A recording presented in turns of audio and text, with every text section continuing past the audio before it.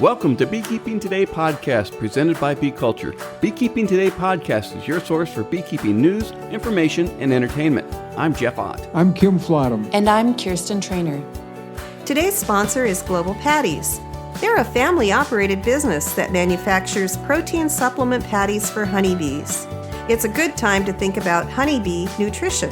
Feeding your hives protein supplement patties will ensure that they produce strong and healthy colonies by increasing brood production and overall honey flow. Global offers a variety of standard patties as well as custom patties to meet your needs. No matter where you are, Global is ready to serve you. Visit them today at www.globalpatties.com. Hey, thanks a lot, Global Patties. And hey, everybody, thanks for joining us. You know, everybody, each week we get to talk about how much we appreciate our sponsors' support. You know, they make all of this happen and provide us the ability to bring you each episode. So with that, thanks to Bee Culture Magazine for continuing their presenting sponsorship of this podcast. Bee Culture's been the magazine for American beekeeping since 1873. Subscribe to Bee Culture today, and while you're there, check out Bee Culture's Beekeeping Your First 3 Years, a quarterly magazine for beginning beekeepers. We also want to thank 2 Million Blossoms as a sponsor of this podcast. 2 Million Blossoms is a quarterly magazine dedicated to protecting all pollinators. Learn more on our Season 2, Episode 9 podcast with our editor and guest co-host sitting across the virtual table right now, Kirsten Trainer, and from visiting www.2millionblossoms.com, and that is with a number 2. Hey, everybody, thanks for joining us. Kirsten has a fun interview all set for us, and we'll learn more about that in a few moments. Hey, Kirsten. Hey, Kim. Hey, Jeff. Good to see you again, Jeff. Hello, Kirsten. It's been a while. It has been a while. Sorry, it's been kind of a busy winter for me. It has been a very, very frustrating New Year. If I will say so, the United States Postal Service is wreaking havoc with my delivery of my magazine. But other than that, life is good. I empathize completely with that, Kirsten. Oh, it's been a total disaster. I sent out a follow-up mailing to all my new subscribers that had signed out after my autumn issue went out. And my mailing went out December 17th from my printer, and only 9% of those issues have shown up on where they belong. So I resent all of them just this week. I was reading an article in the New York Times just this morning that 64% of the mail is late. It's been crazy right now. Well, welcome everybody to the new version of U.S. Postal Service Today podcast. We really am glad you joined us. So, on to bees. You know, it's the end of January, almost beginning of February. The almond productions, they're getting all set up and ready to go, aren't they, Kim, Kirsten? They are. I actually got invited out to almonds, and I wish I could go, but I have a bunch of stuff going on, which makes the travel impossible this year. But I have never witnessed the almond bloom myself, and that is on my bucket list. I will make it one of these years, and it's something I want to see. I mean, 1.8 million colonies, all in one state, pollinating our almonds. 80% of almond production in the world. It's pretty incredible if you think about it. It is when you walk 2 or 3 miles and you're surrounded by bees and blossoms. It's a once in a lifetime feeling for some of us. I've been there 3 times, but it's the same every time. 2 miles, 2 million blossoms, Kim. I'm gonna need you to write that tagline for me. That is cool. Yeah, it's a good one. Well, the bees are bringing in pollen now. In Olympia, I was just at 20 minutes before we started recording. I was out in the bee yard, and they're bringing in pollen already. So they're finding it somewhere. It's 46 degrees outside, but the sun is shining. So they're finding pollen somewhere. They're probably visiting skunk cabbage and helleborus and whatever else is deciding to brave the winter months. That early pollen's really, really important. Your colonies are brooding up. As soon as the days start getting longer, the bees start thinking about expansion. So it's no surprise. Keep an eye on your honey stores. Once they start brooding, they really tear through their honey stores. Yeah, I've got scales on the hives, so I've been watching them pretty closely just for fun. Just geeking out. Rub it in, guys. It's 20 degrees and snowing out as I'm sitting here. I'm currently in Connecticut, and I don't have my own personal beehives, which I do very much miss. But it has been absolutely beautiful. I've been watching the ducks instead, so not quite as exciting. They do not bring in pollen, but they do have some pretty funny antics. Years For ago, sure. I was living in Connecticut, and the first time I had been there, and on Christmas Day, I had dandelions in my front yard. That is impressive. The helleborus are blooming, and the rhododendron you can already see all budded out. Yeah, it's fun to see. All sorts of new things are starting up now. We have on Beekeeping Today podcast, if our listeners haven't been out to our new website, please go check it out. It's a new layout, new photos, the ability to leave written and verbal comments. Shortly we'll have guest bios and blogs, and we'll continue expand it out as time permits. But keep watching that and go back to the website and leave. We have a sign up for future emailings and for updates and notices. So make sure you check that out. And Kim, you've been working on a new podcast. Yeah, the Honeybee Obscura podcast is up and running. I think we've got 5 programs up there. It's Jim, 2, and I just sitting around talking bees. And we've talked a number of things already, emergency feeding and some things coming up that you haven't seen yet. We've got stories on the nectar flow, and we put it together so that it's how nectar flows work. It's not so much where you are, but how, no matter where you are, this is how nectar flows work. We're doing one on losing swarms, something I've never done, and robbing behavior. And again, that's set up so that no matter where you are, it applies to robbing, not the season. And then we're doing one on smokers, believe it or not. And I got a thing for smokers. I like the smell of pine needle smoke on my clothes, that waft at the end of the day. I enjoy. Jimmy hates it.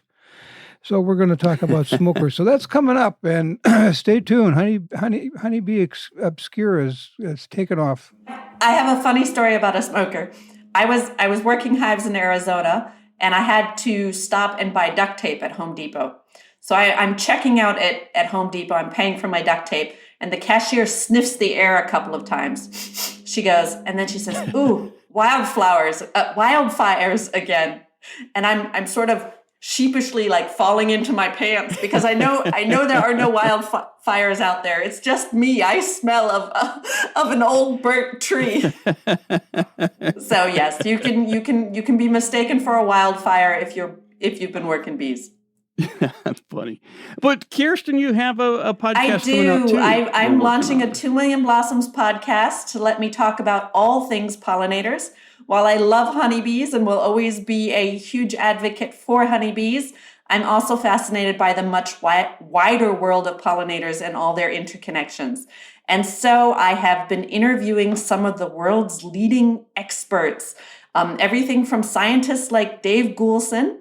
We can have a chance to chat bumblebees and neonicotinoids, to photographers who are trekking out to wild, remote places to photograph our insects before they disappear. And today I just recorded one with the pollinator specialist at the Desert Botanical Garden in Arizona. So lots and lots of diversity of topics. I interpret the topic of pollinators very, very broadly. So from the gritty science to the arts and culture as well. Sounds like it should be good. I'm looking forward to seeing it. And I like the topic you did with Dave Goulson on one of your recent 2 Million Blossom magazines. Dave and I talked about mechanical versus unmechanical pollination, and we went back and forth on that. That was fun to do. He's an interesting fellow. He is an interesting fellow. And what's really interesting is that series of articles was actually taken into a college classroom. And so in the winter issue, my letters to the editor are excerpts from about 8 different students who responded to that debate. Really? Yes. Oh, how neat. Yeah, it was fascinating to see their different takes on it. Very good.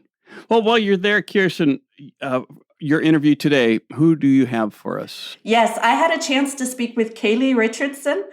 She runs the Honeystead. She's very, very big on YouTube, sharing how you live off the land, and that includes her apiaries. So she will often feature beekeeping and capturing the swarm and just life on the farm.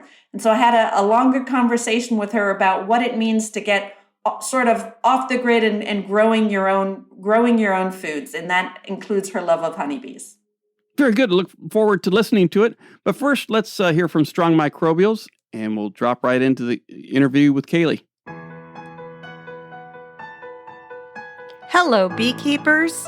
Your honeybees face a lot of challenges out there. Unbalanced food sources from monoculture crops, holding yards, drought, food shortages, antibiotics, pesticides, and pathogens like chalk brood. To overcome these challenges, your bees need the multiple bacteria that are in all nectars, pollens, and the environment. These bacteria aid honeybees' digestion and improve your honeybees' response and resilience to pesticides. Now you can help improve your honey colony health with a quick, easy, and safe-to-use product. Strong Microbial's Super DFM Honeybee uses naturally occurring bacteria to restore the healthy gut biome of your honeybees. Check them out today at www.strongmicrobials.com. I first became interested in pollinators as a beekeeper. Today, I'm sitting down with Kaylee Richardson of the Honeystead to chat about her modern-day homestead. Her tagline is, "Don't be afraid to get your hands dirty and learn something old." She runs her homestead with her husband of 15 years and the help of her 2 children. They raise their own meat, grow their own vegetables, and run a good-sized apiary. Kaylee, welcome to the show. Hi, thank you for having me. Definitely a very big pleasure, especially right now. So yes, this pandemic has been hard on everyone, and podcasts are quite popular. They absolutely are, and I think that a lot more people are getting in tune with it. And I think it's a good way to share a message, especially when it comes to beekeeping. So I couldn't agree more. Can you tell our listeners a little bit about the Honeystead and why you and your family decided to embrace it? The Honeystead goes back, my entire childhood. I grew up learning how to forage and kind of be that outdoorsy kid, and harvest pawpaw fruit and wild ginseng and just all the different plants that are in my area. And there was always that part of me that just kind of wanted to continue living that life. But I wanted to be a little bit more proactive and go from kind of foraging to growing and having that knowledge. My husband and I have been married for 15 years. We decided that we wanted to kind of raise our kids very similar to how I kind of grew up in that sense. But we wanted to just start our homestead and have that control, have that peace of mind, and know what we're eating, know where our food comes from. It's not an easy life when it comes to the homestead, but the reward is so great. So we started raising our livestock, growing vegetables, growing herbs. I am currently in the position where I'm taking courses to become a registered herbalist. And I think that herbs and plants and everything all kind of connects with the bees. It absolutely connects with the bees. I'm just going to take it and put it into a different light to kind of share everyone as I go through it. I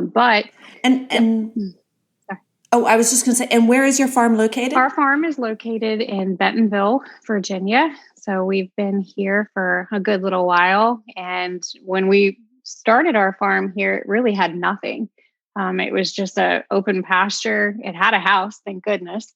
But we, took it and kind of ran with it. And each year, each season, we've grown, we've added things, we've taken things away. And it's really, truly it's kind of remarkable to watch it grow and watch it change and each season brings something new. Oh, and I'm sure with a little bit of care, a property can really come back to life and the wildlife returns and you start to appreciate the different corners and the mini ecosystems. Absolutely. Absolutely. And we do really try to focus on native plants. I'm kind of engulfing myself with the knowledge of native plants that are used medicinally in this area and also, huge for pollinators. It's such an interesting conversation that is, kind of taking place here at the Honeystead. And so how many colonies are you running? So I am down to 16 right now. We had to combine a few colonies to see them through the winter.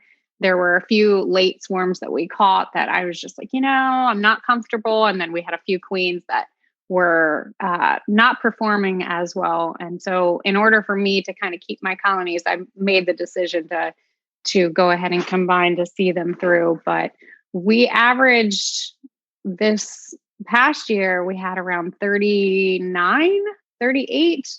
And then of course we sell to locals for, nukes and everything like that.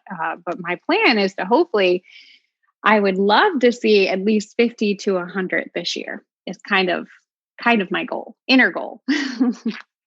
And will you be having some out apiaries, or are you planning on keeping them all at your main location? Right now we have them here, but my plan is to actually, I have a very large pasture down below that I will be moving them to. Hopefully come this spring. I was planning on doing it sooner, but I just kind of made the decision that they're okay where they're at right now, but we will be moving them. If anybody has seen my setup, initially I started my bees up in my garden when I only had a few colonies, and those colonies were just very gentle. I had no issue. They didn't mind me. I didn't mind them. And we kept them up there because of bear and protection. That's where we have, the security, the fence and everything like that. But we've made the decision with this amount of colonies that we have right now to just go ahead and move them into a larger apiary, larger pasture where they're not going to be in my sight. I am going to miss that. But I think for the better of the family to be able to, for all of my family members to be able to get into the garden and feel comfortable, that's kind of the decision of where we're moving. So, but for right now, we're just going to move them down there. And then there are a few other opportunities that I could have another apiary site. And that's something that we are kind of talking about. Yeah, I used to keep bees in Maryland, and I found that more than 20 hives in one location, they start picking on one another just because at times there isn't enough forage coming in. Right. And so having a few apiaries spaced a couple miles apart, all still within 5 to 10 minutes driving distance, worked out really well. Yeah, I think that is our plan. I think that is kind of how, now we're very lucky where we're located because if you stand at the top of our property, the Skyline Drive kind of we're nestled in the Skyline Drive. So they have so much to forage on and water source. And really they've got a beautiful area out here. And it's nice too, to see the land change, see our pastures change by having the bees. And it that is what I talk about. That's what I mainly encourage other people to do, especially people who have their homestead, is to don't be afraid to add bees to it. There's so many benefits that the bees can actually contribute to your homestead. And it's not just about, for pollination for your garden. It's actually look at your pastures, look at the pastures, what you're harvesting for your livestock, so that whole little ecosystem of the homestead is kind of what I really encourage other people to kind of take into consideration. And so what do you most enjoy about living off the land and sort of having that connection to nature? It's a chance to unplug, it's an opportunity to shut down all the electronics and go outside and have that peace. There's definitely something to be said with dirt therapy. There's definitely something to be said about hard work and just escape. It's an escape. Yeah. And how do raising 2 children, I'm sure they love it. And probably sometimes they also hate it when they have chores to do and are exhausted. So how do you guys balance sort of modern day socializing during non-pandemic times, right, and all the things that need to be done on the homestead? Well, we definitely work hard, but we play harder. So there are plenty of opportunities. Like both of our kids are kind of older, which definitely is helpful when it comes to having kids on a homestead. I mean, they're hands-on. Our son is, 13 years old, and he could essentially run this farm. we've set it up in a way of convenience and safety, so that they are a huge part of it. And there are some chores that we all just don't like, but we do try to make it fun, and we do try to really reward them in a way of, thank you. You contributed to this meal. Thank you for providing for your family. It's about positive reinforcement, and really, yes, it's hard work, but I'm going to tell you, when you cook your meal that is essentially everything was grown, at your place, there is that huge sense of reward. And that is something that we all appreciate when it comes to meals and what we're eating, and even cooking, having your kids come in the kitchen and help be a part of it. I hope one day that every memory that they've had, they're going to take and turn it into their children's story. And I hope it keeps going. I really do. That's my goal.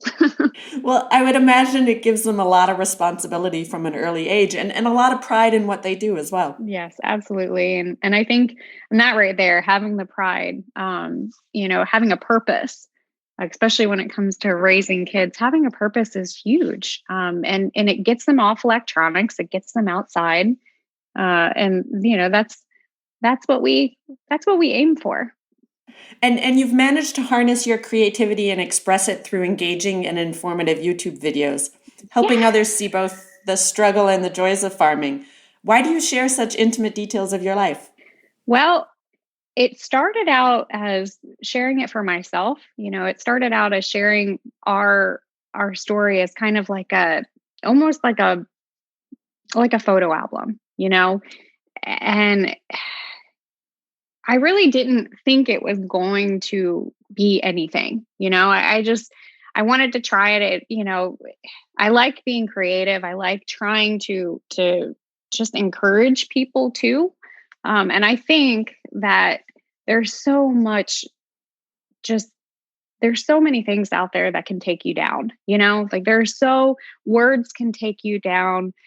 Failed beekeeping attempts can take you down. Losing a colony, losing an animal, losing a garden, especially just taking the homestead world into it, farming world, it is a struggle, and especially with beekeeping.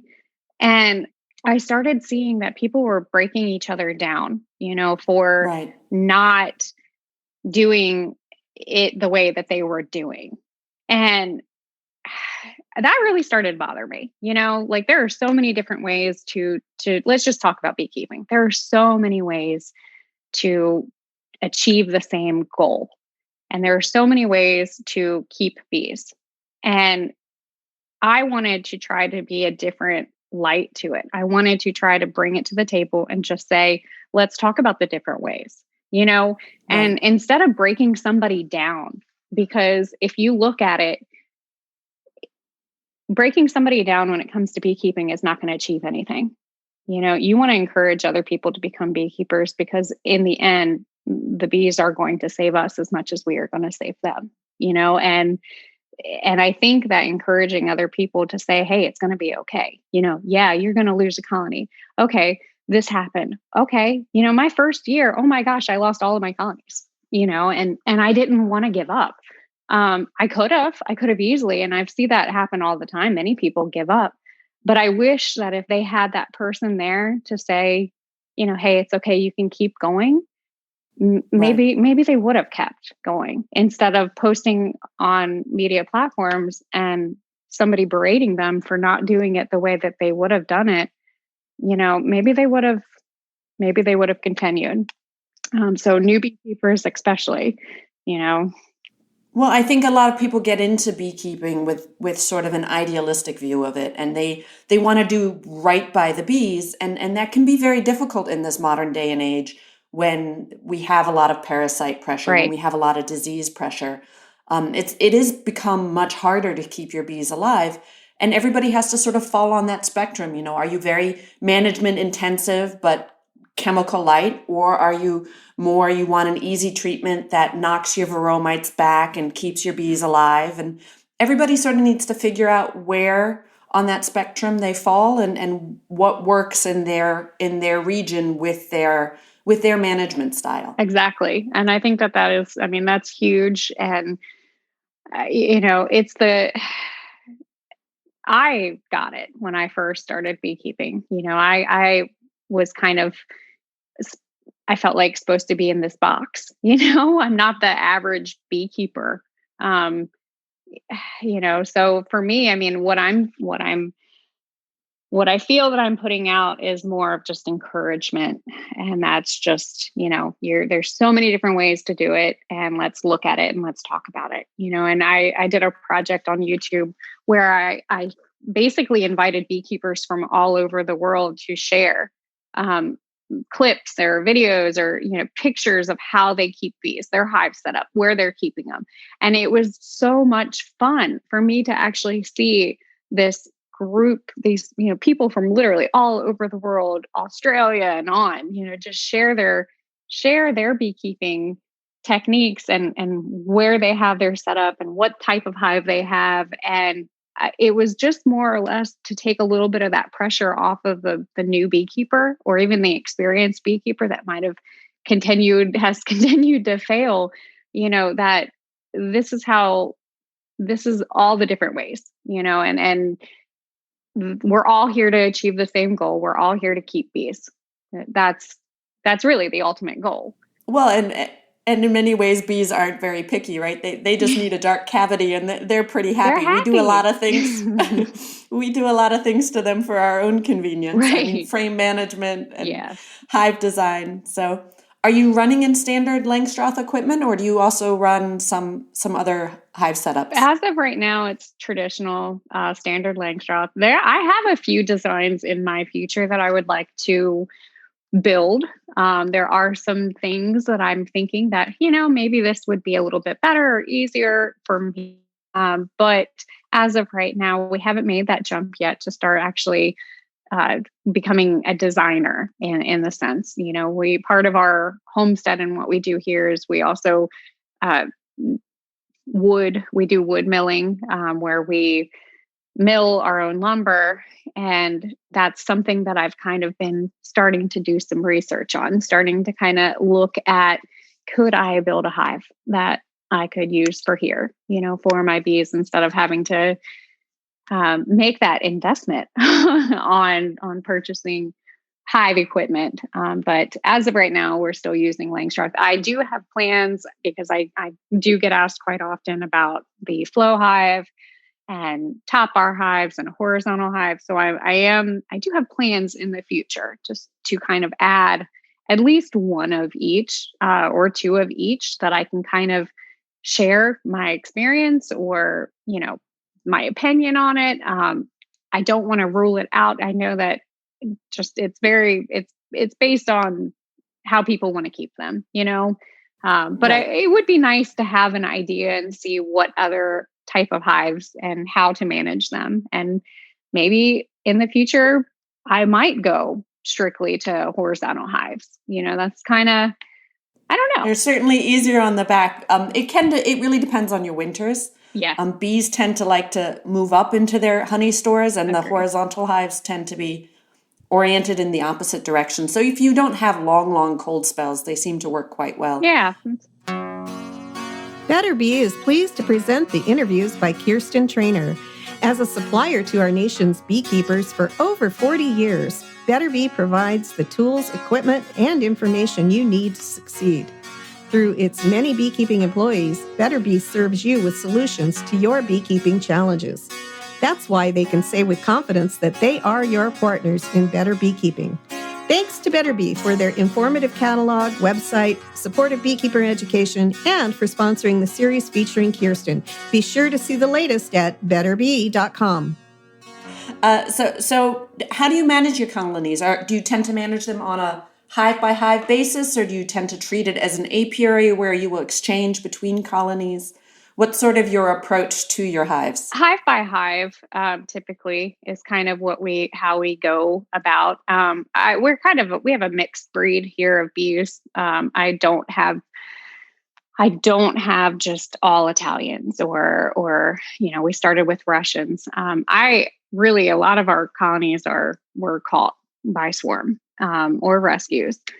So each hive definitely has something that they bring to the table. And I'm sure as we kind of go into this a little bit more, we might be more apiary based and just kind of, focus on it as a all. But it's interesting looking at the purchased nukes versus the swarms. That I'm kind of taking notes on each colony and the hardiness of the colonies. That's definitely something that I think is very interesting. And even with swarms, I do share a story of a colony that we rescued.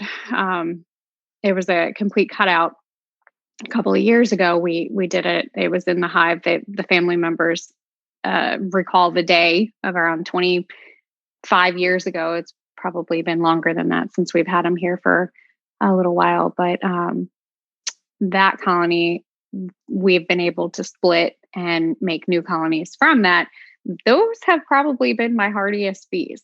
And I was asked to send a sample off to see if we can do some genetic background checking on what they are.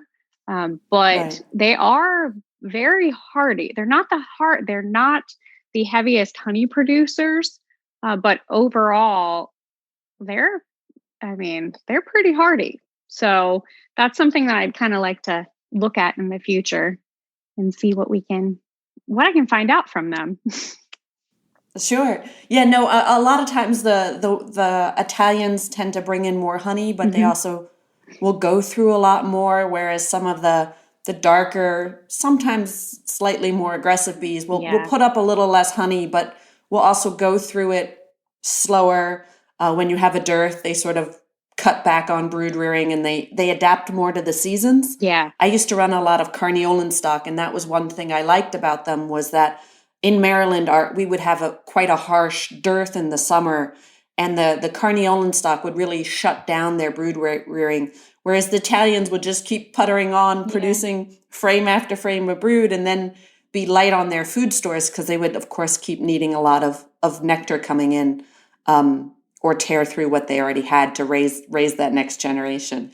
But life on a farm revolves around the seasons, and so it tends to slow down this time of year in the winter, although it never really stops. What are you up to in these colder months? Well, this is my planning time. Not just planning for nukes and splits and colony moving and all of that fun stuff, but gardening.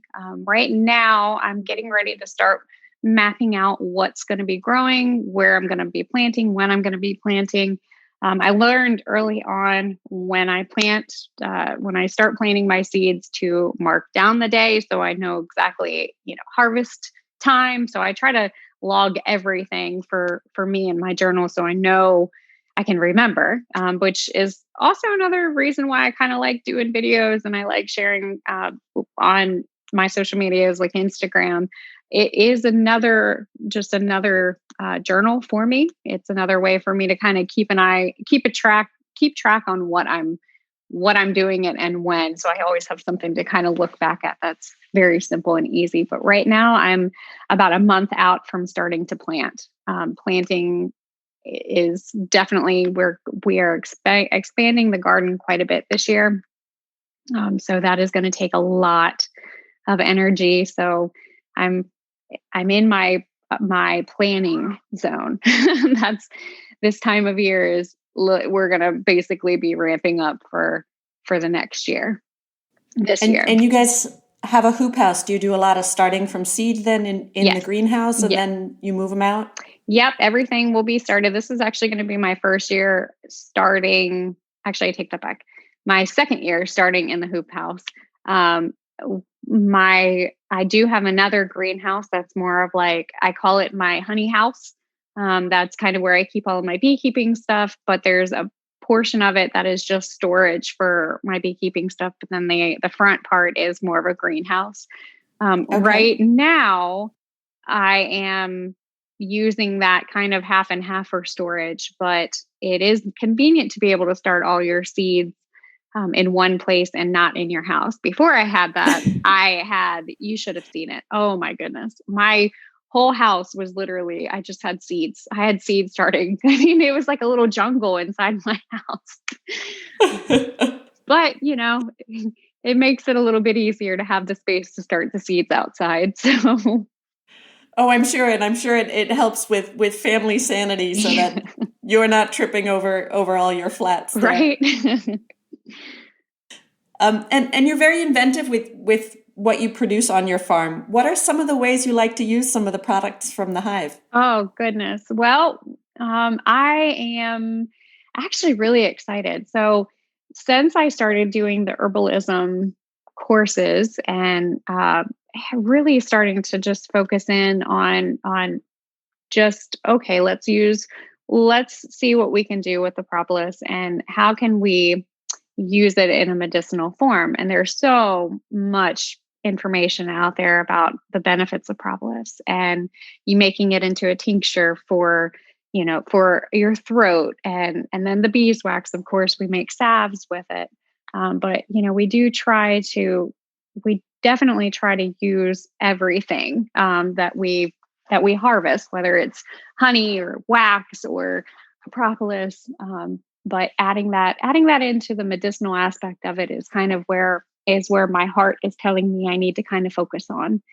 But it's been rewarding because we've sold some of our hand salves, and I love getting the feedback and the people saying, my hands this time of year, they're cracked and they're bleeding. And I've been using your salve for a couple of days and they're already starting to heal. And it just, to me, it definitely feels good to be able to share something from my girls, to help somebody else out. Oh, and I'm sure your hands are in and out of water. That's always the problem in the winter. They really start cracking on those knuckles. So I always love the salves with beeswax and a bit of lanolin. Oh yeah. They absorb slowly, but they definitely protect your skin. They definitely do. And then the honey, of course, we use honey on I put it on cuts, I put it on scrapes. If it's just, there's so many antimicrobial factors in it that a lot of people don't really take into consideration. But it's definitely good for you. Not just for eating. Yeah, no. Honey has has an ancient use. I mean, the old papyruses, they would often list multiple ingredients except for honey. Whenever it was honey and only honey, and they used it for all kinds of battle wounds and healing. It had sort of fallen from favor with the advent of antibiotics, and now with antibiotic-resistant superbugs, honey has really had sort of a resurgence even in hospital care for these highly infected wounds that otherwise just wouldn't clear. So honey is amazing for its anti-inflammatory properties. And then, of course, the glucose oxidase the bees add into it to split apart the sugars produces those minute amounts of hydrogen peroxide on a continuous basis. So I am all for using honey on yourself for scrapes and wounds. It's even great on your face. If you do a nightly regimen, have a little bit of honey on your face, that's even good for your skin too. But yeah, we definitely do use quite a bit of honey, which, it's been such a lovely treat. That's just a bonus, to keeping bees. Oh, I fully concur. So many urban dwellers probably dream of living the life you have. What can you tell them about the joys and the hardships of giving up some of the many conveniences we take for granted? Oh, well, I think this day and age, I think I would, I've been very vocal on just, if you have a dream, if it's in your heart, if you think that is something that you want to do at some point in your life, do it sooner than later. And it doesn't mean you have to sell everything you have right now and just go and start a homestead or whatever. Right now is the time it's very beneficial to start mentally kind of preparing and researching and educating yourself on, pick a topic, even if you're not doing it at that point, starting now and just learning, because right now is, for people who are in transition, they've got a 5-year plan, that in 5 years, I want to go and start a homestead. I want to leave the city. I want to move out out to the country and have a garden, have my bees, have a few animals, there's so much that you can learn in the 5-year time period. And I don't think a lot of people realize that you don't have to necessarily start researching and doing it as soon as you get the land. That is something that I do when I express, because there are people who treasure map just like I do. There are people who start to prepare mentally before they actually jump into it and have it, and of course learn as they go. There's nothing wrong with learning as they go, but they're taking the time to start to educate prior and start to learn prior it is vital. I mean, it's very beneficial, and it helps. It helps, especially when it comes to learning about purchasing land. We had some guidelines when it came to where we were purchasing. I wanted to make sure that I had water on our property. I wanted, wooded land. I wanted pastured land, and when we found the property that fit all of our little boxes, for us, that was like, okay, let's go. This is it. I took 5 minutes in the house. I'm like, cool, it's got a bedroom. Cool, it's got a kitchen. All right, we got a bathroom. I want to go outside. And since we've moved and been here, most of our emphasis has been building up the structures, getting the barn put, doing the high tunnel, adding the greenhouse, building the raised beds, putting the fencing in for the animals. We do a lot of rotational grazing between the pasture and the wooded land. So it's just, that was kind of in our, like, this is what we want. This is what we want to do to plan our future with. So, well, it seems like a very smart approach. I would imagine some people probably have the dream of homesteading, but don't really know, as you knew, exactly what type of land they wanted. And then they may end up purchasing the wrong property, or at least one that's less suited to what they're trying to do. It sounds like you guys are making it work for yourselves. And I would imagine the pandemic your homestead is a good place to spend it. And it probably hasn't had as much of an impact on you as it has had for other people. No, it definitely hasn't. And I feel there's a part of me that I think that's kind of why I really took the time to actually push my YouTube channel a little bit more, is because what I started seeing was, people were commenting about how my videos were their escape, right. how my videos were just a breath of fresh air to be able to, like, just live a day on the Honeystead, go and experience what I'm seeing through my eyes.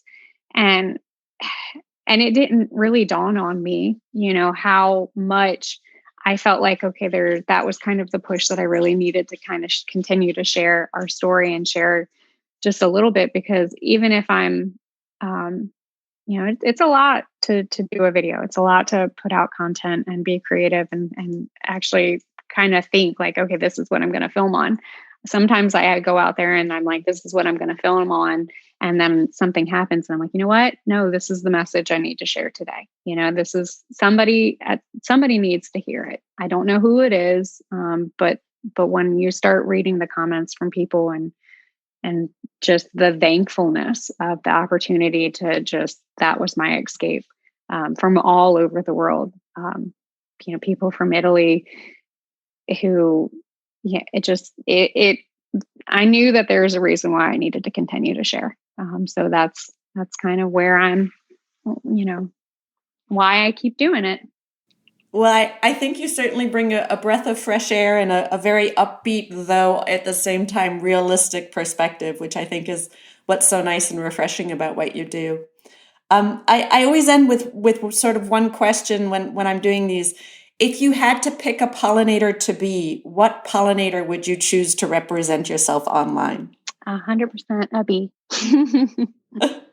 And you'd go with the Apis mellifera, the honeybee. Absolutely. All right.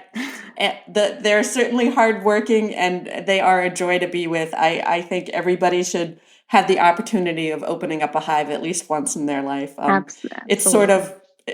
It's such a overwhelming experience in many ways, right? It looks so chaotic, and yet there's order in the chaos. And I love the smell and the sound of a colony. It is very therapeutic. It is very relaxing. And that's something that, again, just sharing the hive inspection, sharing all of that. There are so many people who are now, people sharing that they have been deathly afraid of bees and never wanting to be around bees, and then coming and seeing a gentle side, the gentle side of beekeeping, the gentle approach to beekeeping, I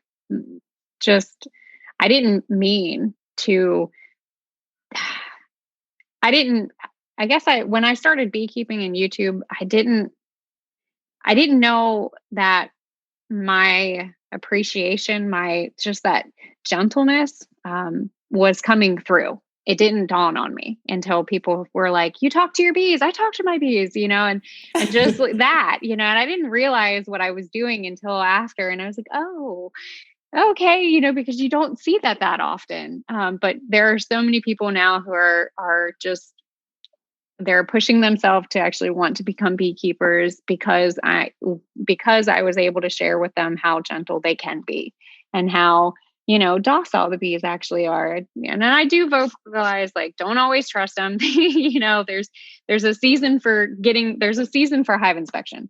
There's a weather, there's time, there's all of it. And to take all that into consideration. But it is very nice to be able to see other people have that reassurance that, they can do that. They can become beekeepers.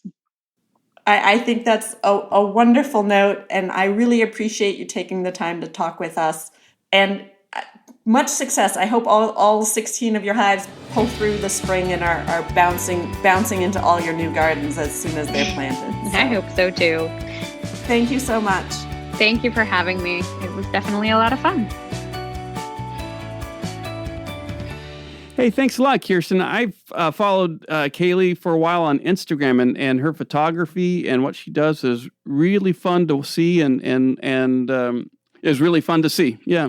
I fully concur. I think it's fascinating the way she invites people to really share her life with her.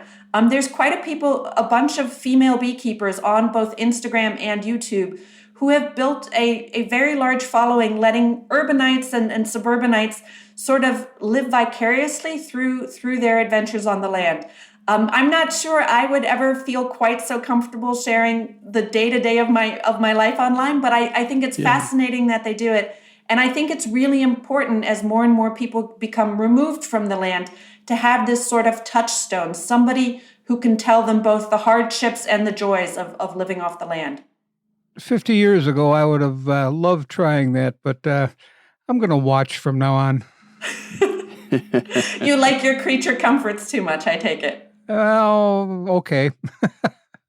Well, it was really fun to listen to you and Kaylee talk, and I encourage our listeners, if you haven't seen Kaylee's work on YouTube and or Instagram, check the show notes out below, and go see what she's doing. Be part of the community there. So, and consider that even if you are not homesteading full on, you can certainly welcome more pollinators into your home garden. So there's all sorts of degrees of embracing the land and what all will grow and you can enjoy. Well, that about wraps it up for this episode. Before we go, I want to encourage our listeners to rate us 5 stars on Apple Podcasts, wherever you download and stream the show. Your vote helps other beekeepers find us quicker. Even better, write a review and let other beekeepers looking for a new podcast know what you like. You can get there directly from our website now by clicking on the reviews along the top edge of any webpage. As always, we thank Bee Culture, the magazine for American beekeeping, for their continued support of Beekeeping Today podcast. We want to thank our regular episode sponsor, Global Patties. Check them out at www.globalpatties.com. We want to thank Kirsten's sponsor, Better Bees. Check them out at www.betterbees.com. Great product set there. We also want to thank Strong Microbials for becoming the latest supporter of the podcast. Check out their probiotic line at www.strongmicrobials.com. And finally, we want to thank you, the Beekeeping Today podcast listener, for joining us on this show. Feel free to send us questions and comments at beekeepingtodaypodcast.com. We'd love to hear from you. Anything else, Kirsten, Kim? enjoy the coming spring. Yes, exactly. Once it gets here. It might take a while in Ohio. I mean, spring doesn't really arrive until May 15th. Yep. All right. Thanks, everybody. Stay safe.